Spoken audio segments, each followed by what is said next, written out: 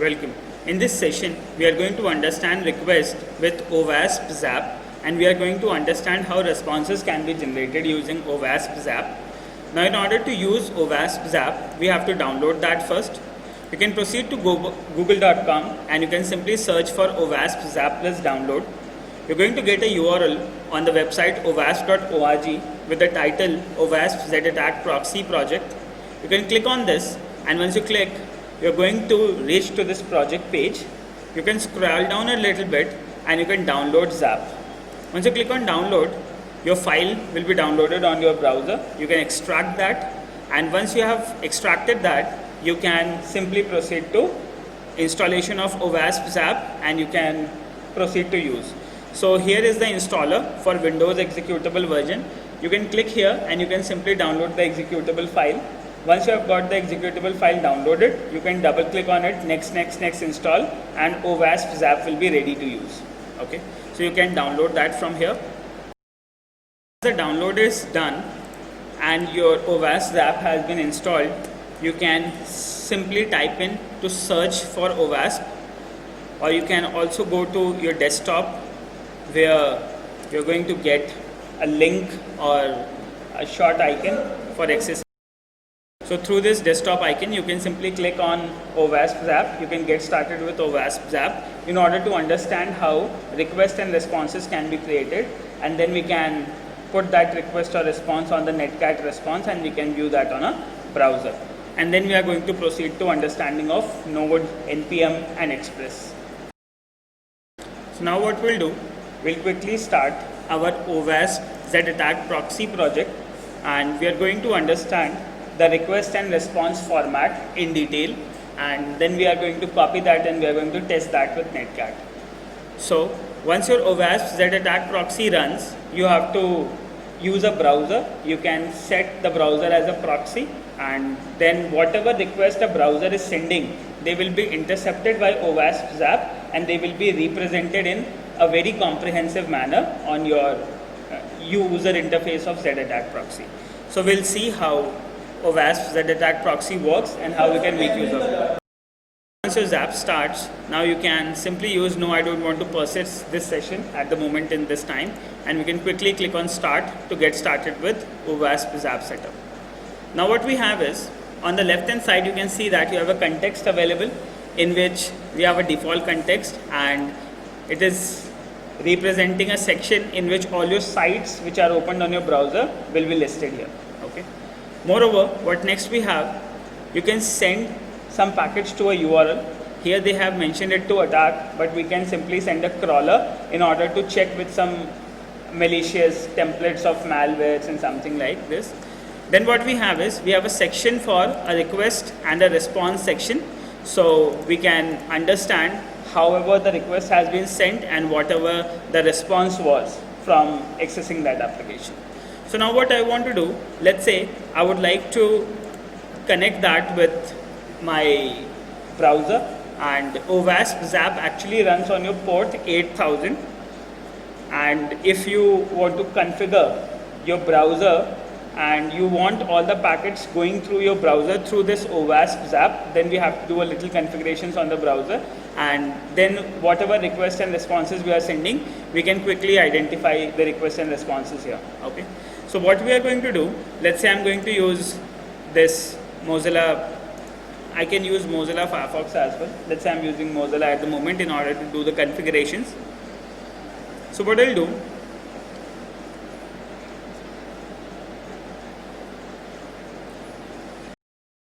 or we can use Chrome as well in order to set a proxy so that all the packets which are flowing through Chrome should go through the OWASP Zap first and then they will be sent to the server.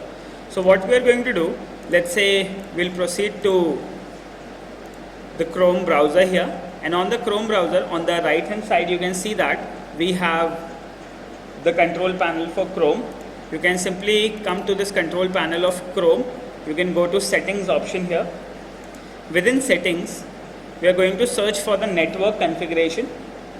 So you can simply search for network configuration. And as soon as you search for network, you can see that your Google Chrome is using your computer scan, and you can change your proxy settings here. So now we'll proceed to proxy settings. In the connections tab, we'll go to LAN settings, and within the LAN settings, we can use a proxy server. And in the proxy server, you can specify the address for the local machine, that is 127.0.0.1, and the port number on which my OWASP ZAP is listening is 8080. So we'll send the packets to port number 8080, and on that port, OWASP ZAP will receive the packets, will intercept the packets, the requests and responses will be intercepted and comprehensively displayed, and then the packet will be sent to the server. Okay. So now once we click on OK, this 8080 is the default port, absolutely. So now what we have is, let's say we have got the set of requests here, and if we go to this at the moment, so now you can see that at the moment some sites are being scanned that we are connected to Hackweather.in. As soon as I have configured my OWASP ZAP to listen on 8080, and as soon as I advise my browser to send all the packets to this port number 8080, now you can see that I've got a list of the website which is being sending packets. So now what next we have is, we have the Hackweather.in site opened here, and some data has been transmitted. Now what else we can do? Let's say if I open google.com. Okay, so I have opened google.com on my browser here, and the browser is sending the packets to my OWASP ZAP machine. The ZAP machine will be intercepting the packets, and then it will be transferred to google.com. Okay, so sometimes what Google does, Google identifies that there is a proxy or something, so either we can proceed to any other site as well. Let's say we can, here he's saying the privacy error. He's saying the connection is not private because OWASP ZAP is transmitting the packets through HTTP only. So we cannot intercept a packet of a website which is HTTPS. Okay, so we have to do some alternate configurations for it. But for this, let's say I'm going to use some other website. Let's say we are going to use a website, something for your is BVP. What is the URL of your website?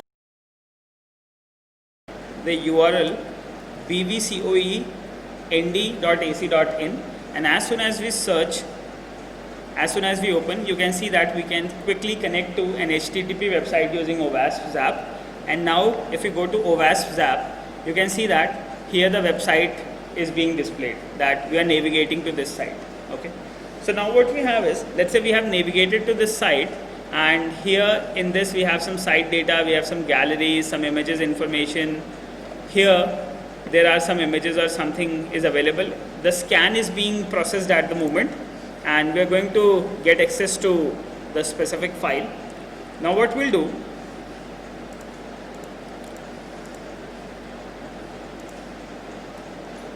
so here is the directory structure of that particular site. And now what we can do is, at the bottom you can see that we have got individual requests and responses being sent to this site. So let's say this is my site on the index page. I can double click on this packet. Okay, so let's say it was accessing BVP COE nd.ac.in website. As soon as I double clicked on it, on the right hand side you can see that I have the request and response format available. Okay, so you can see that this was the request which has been received from the browser, and this was the response header which has been returned back by the browser. So that was the response format, in which first of all HTTP has been sent, then the date information has been sent, server information, access control and the content type information is sent first, and then the data is sent, which means the HTML page has been sent by the user. Okay, so now what we are going to do, let's say I have just copied this request format. Okay, so I'm getting a sample request format. Now what am I going to do? Let's say I'm going to minimize that, and I'm going to open a notepad file, and within this notepad file I'm going to save this. So let's say this is the response which I'm going to send back. Okay, and after this I'm going to send the content. Let's say I'm going to send a sample content for the HTML, and within this I'm going to say, let's say I'm going to send the body, and within this body I'm going to say, hi, welcome to server. Okay, I've written a simple HTML code here. So now this is your HTTP response. Okay, in this HTTP response you can see that this is the protocol which we are using. This is the response code, this is the response status. Then we have the date on which we will be sending this. Then we have the server information, what is the server type. Then we have some access control, allow origin, the content type which we will be sending. So we'll be sending text HTML information back with the UTF-8 character set and followed by the data. Okay. So this is the response format.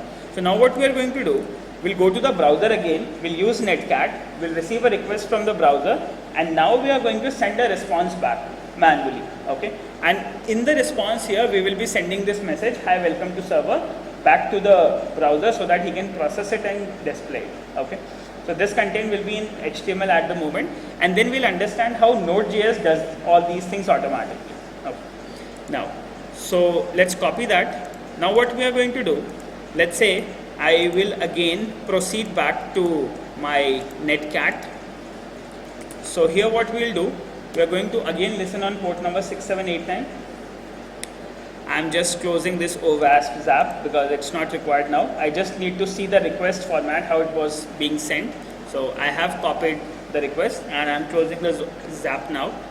Now what next I want to do, I have opened the browser here, and on the browser, now what I want is, I just want to connect back to localhost 6789 again. So let's say I have connected back to 6789. I'm going to modify the proxy because I have closed my OWASP zap, so it's not able to connect now at the moment.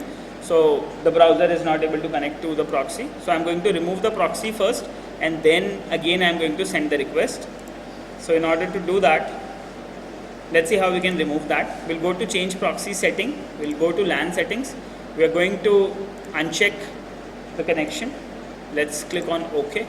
And now once we are going to connect to the page, now you can see that it's waiting for the local host. The connection has been sent. We have got a request here, and now what we can do is we can respond back the data. Okay, so this is the data which I am going to respond back to the client, that I am HTTP 200 OK. This is the correct response format, and then we send the information back to the server. So once we send that information back to the machine,